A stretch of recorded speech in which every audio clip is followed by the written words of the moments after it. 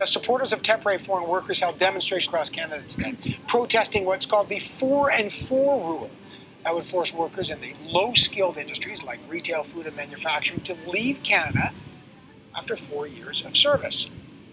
So what's at stake for the workers? Will they be now forced to leave the country?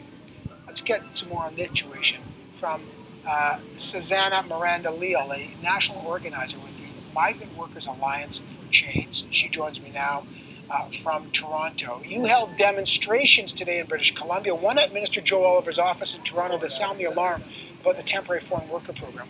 What exactly is the nature of your concern? That's right. Thank you for having me. We held a picket outside Joe Oliver's office today because he's the Minister of Finance for the Harper government, and we want to hold the Harper government accountable for the financial mismanagement of the temporary foreign worker program. This rule just does not make any sense for the economy, for employers, nor does it for workers. It means that workers are going to have to leave Canada after 4 years, finally, when they have figured out their jobs and when they have some better knowledge about what their rights are at work. It means employers are being forced to change their entire workforce every 4 years and having to retrain all those workers, which is costly as well. Ultimately, we think it's unfair. We think it turns our immigration system into a revolving door, and it treats workers as disposable when they've been investing themselves in Canada for the last 4 years, taking care of our children, growing our food, serving our meals at restaurants. So we want it rescinded by the federal government, and we think the only real solution to these problems is full immigration status upon arrival for temporary foreign workers. And that has been a question, whether to use this as you say, full status as immigrants.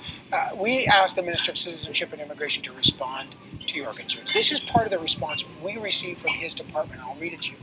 Workers and employers have been aware of the 4-year limit since 2011. Foreign workers are expected to abide by the conditions of their work permit, including ending their employment and leaving the country when their work permit expires, unless they have another legal status in Canada.